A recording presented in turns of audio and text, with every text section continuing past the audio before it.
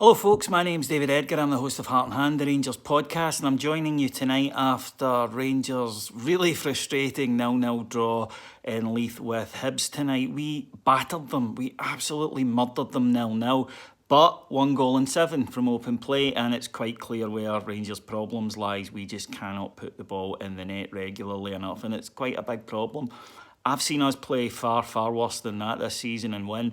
And in all honesty, that was our best away performance of the season. Rangers were terrific. The opening 20 minutes, Rangers kept it tight because I think we expected Hibs, on the back of what they did on Sunday, to come out flying and get stuck right into us. And then after about 20 minutes, we realised they're not going to do that. Whether they just don't have anything in the tank or not, we don't know. And from then, it was just wave after wave of Rangers attack. Alfredo Morelos is forced to one great save and one kind of standard one from their keeper. Scott Arfield's had one off the line. Gareth McCauley has missed a connection to get what would have been a tap in from a corner, as Rangers just kept them penned in. Into the second half, pattern did not change, even though Scott Arfield went off with a tight hamstring.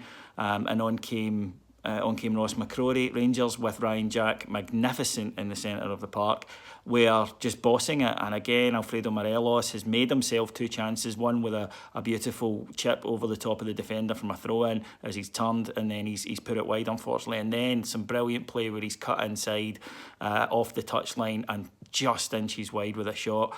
The real one, the one that got away though for me, was a lovely bit of play again involving Alfredo Morelos, cut back from Daniel Candeias. There's James Tavernier, fresh air swipe, and that was it, unfortunately.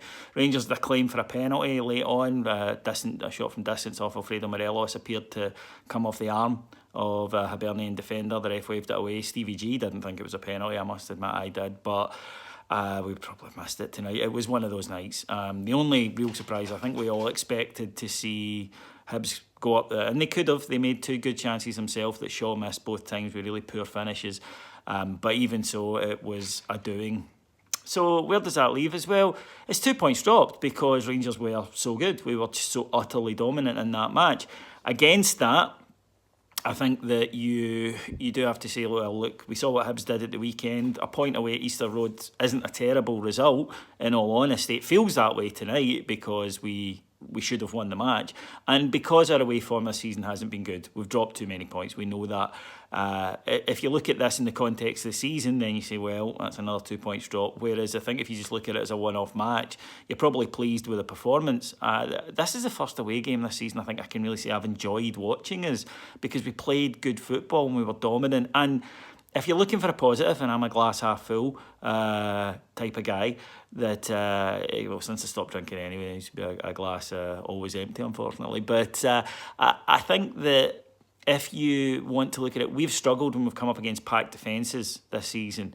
And tonight we came up against a packed defence and we were able, because Hibs in the last half hour just sat in. They had nothing. They brought on Boyle and tried to hit him long with it for his pace, but they sat in and we kept cutting them open.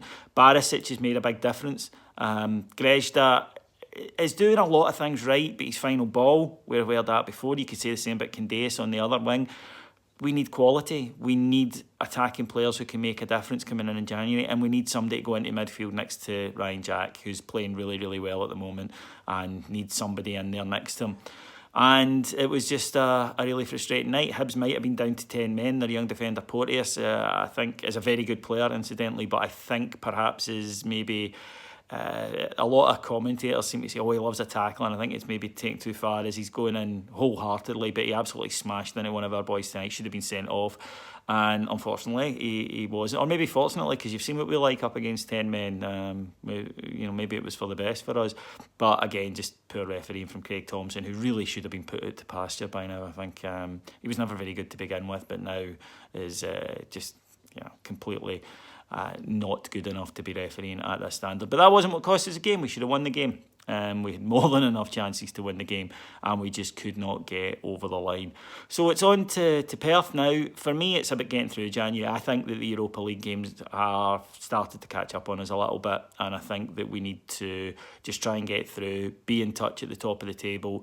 3 massive games, St Johnstone away and then Hibs and Celtic at home. We've got to be looking to come out with 9 points from that. If we do that, we'll be in a pretty good spot, ready to to get moving in the new year, an influx of a couple of players, and we'll be good to go. But they'll be very difficult, we know that. And if we play like that, I'm pretty confident about those matches.